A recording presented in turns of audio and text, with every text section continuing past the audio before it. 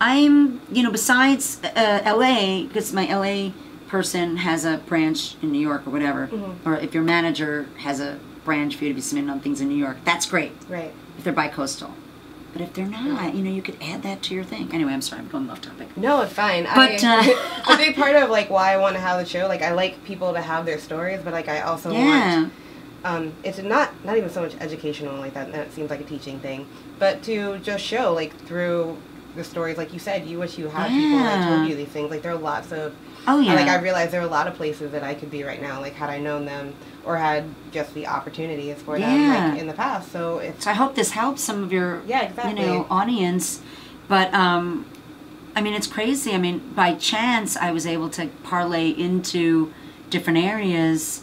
You know, like that person's aunt was an agent. How did I know that? You know, commercials. I was like, I am a thespian. Commercials? Oh. And then when I saw how much they paid, I was like, wow, bread and butter. Do you know how much I lived off of my commercials that helped me pay rent? So really, you can't be above doing commercials or voiceover. In my opinion, if you're an actor, you have to suss out all the areas that you can make money in. Because while you're waiting, when there was a strike going on here, I was able to still go in for voiceover, because at the time SAG and AFTRA was separate. You know, they're merged now, but there was a strike here several years ago, and the actors, you know, stood up for the writers, and the writers stood up for the actors, whatever, when we were striking. I think it was back in 2008 or so. Yeah. I kind of remember that because I got a gig after it just ended. I got a gig on CSI New York. It was great. And I remember that Gary Sinise, he was the guy that's the lead on that show. He was shooting that day that we were shooting our stuff. He was shooting 2 episodes because they were trying to catch up from him being on strike. So he had to go run to this other set and come back, and he had 2 scripts that were in mini version in his back pocket that he would look, what scene are we on? You know, and sometimes they'll print them in teeny weeny mini scripts, and he'll fold them and put it in his back pocket. And no one could see it because he was wearing these slacks back here, and he had his jacket, so he would hide the script, and then he'd say, okay, I'll be back, you know, when you go, next time I see you, you know, we're going to shoot this other scene, you know, and I'd come back like this one gig, we had like 3 scenes to do together. It was great. It was a good gig. But he's like, I'm going to go shoot this other thing now. I'll see you in a little bit. You know, and like they'd set up for the next thing, and he'd go shoot. I mean, he's an amazing actor, that guy. So giving and everything. So I remember the strike was back in 2008. But anyway.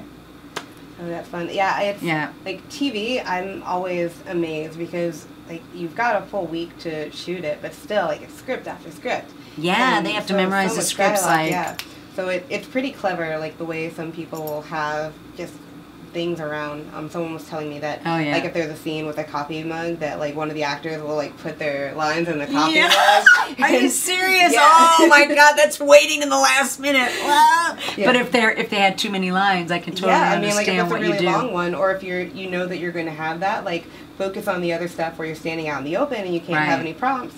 And then you're like, if I remember the line for the scene, then I will. But if I can't, like I've got that as my Can I say something though? Yeah. I do understand having that as a crutch, but I'm just going to say something. Stay up till 2 in the morning and learn your lines. Only because when you're nervous and you're going to be on set, you're going to be looking down. You're not going to be looking at the person. You're going to be looking down. You can't be in the moment if you're not knowing your lines. So my thing would be, don't ever put yourself in that position where you don't know your lines. If you're getting hired for something, they expect you to know everything. Because if they tell you to hang from the ceiling, you're not going to be able to be looking at your lines. You're going to be going, you need to know your lines. So if you have to stay up an hour later and not get sleep, learn your lines. Because, I don't know. And plus, maybe it's just the schooling that I came from. Well, originally I studied at the Actors Studio out here when I came to LA. Because, anyway. However, I came along that route. They have an LA branch here for that, just like in New York. And you just have to be in the moment, and you have to be so there. You don't want to be thinking outside of yourself in your brain head. What's my next line? You know, you don't want to be like, you know what I mean? That means you're not in the moment, and that means you're sucking right now because your head is watching what you're doing, and you're not there. You know what I mean? So I don't think you ever want to put yourself in that position, but that person who was, let's say, a series regular, God bless him that he got that part, you know what I mean? If he was too crazed with too many scenes and he's the lead in every scene, okay, fine. Have a word that'll instill, almost like an outline.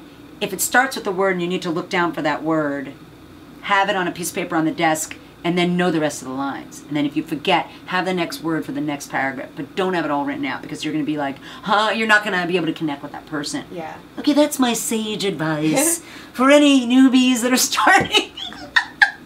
Do you know? Like, but...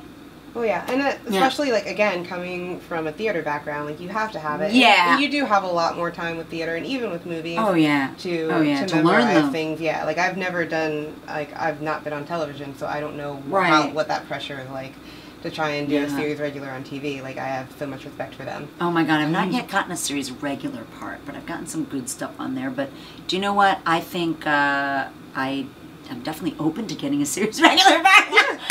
Like, anybody would be open. You get what you can get, you know? Right.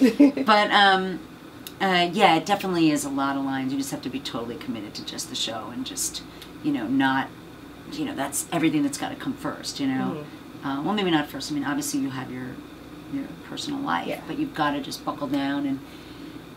but even that, like, sometimes the personal life, like, I was just at the Jane the Virgin Paley Fest yesterday, and one of the actresses was talking about, like, her family's still in New York, but it was like it's always been her dream to be on TV and be a series regular, so, like, her husband and children are in New York, and she's been working here in LA, and, like, fortunately they got a second season, so now her family's going to move to LA. Thank God. Yeah, but, like, that was really tough being here for That's very months tough. at a time. I know some people that have done that, where they've had to relocate. Yeah, and like, it's a big thing on your family too. Like, yes, you want to put them first, but at the same time, like, it's the hours. But you're also bringing in some money that you can then save, and it's all for your family, or it's for your your loved one that you're with in a relationship. You know, you're trying to put that money aside, and especially if you're in creative line of work, you know. Like, my husband is a photographer, and so he's also in a creative line of work, and so it's almost like you have to put your money aside and, you know, save your funds. And so, you know, the Walmart ferry train that came into my life for 2 years, we saved that money, you know, because, whenever you need it for a rainy day, let's say, when something else was not able, when you're not at a high, you know, different things fluctuate and stuff, you know, it was good to be able to access that. But, yeah, you definitely have to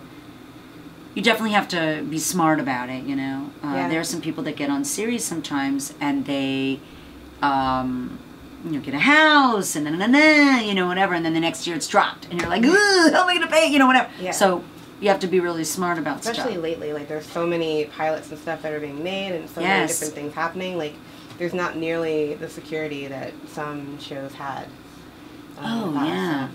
Oh, yeah.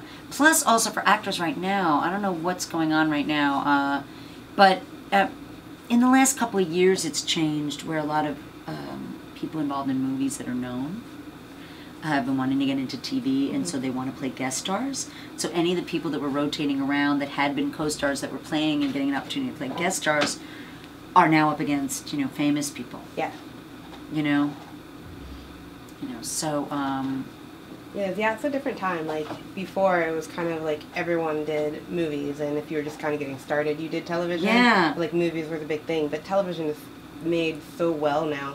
Oh, my God. And there's just, you've got that regular schedule, so even though it's still really taxing and hard on your family, like, you know where you're going to be every day. Maybe not at those times, but you're going to be gone for this particular amount of time. Right. And then you still can go home and see your family and everything. So it's a very appealing thing. Like, I don't think a lot of people realize, like, the amount of sacrifice that also goes into to being in entertainment. They're just kind of like, oh, that person's on TV. They get that opportunity, and it's a wonderful opportunity. Don't get me wrong. But yeah, totally. Yeah, like, they're obviously way harder jobs than being in the entertainment industry. But it's also, like, not all roses where you go out to places and people just give you things and automatically you're rich and you've got a big house just because you're on TV. Like, they don't get that there is a ton of sacrifice involved in it. Yeah, totally. Especially, let's say, if you're on a film and you are in some other location, you know, you're on that location for a little bit, and so you're away from, you know, people that you care about or whatever. They can come visit you or whatever, but so that's interesting. But I don't want to, like, pan on the industry because I love it. Yeah. You know, but I love all of that. You know what I mean? You just have to, like, work it out, like any profession. Yeah. But what was I going to tell you? What were we were talking about prior to this? We went off on a channel. Coming back around. I know. I'm usually good at coming back, though. Yeah, I know. There are so many. Well, I think kind of, oh, you know what? At one point I was telling you about backstage. That was a long time ago. Wow. I was just going to tell you because it kind of goes around about another area that I got involved in the industry. Once I took that gig, it went till about 2012. Before we start talking about that, should we take a little break? Yeah, we can do that. Okay.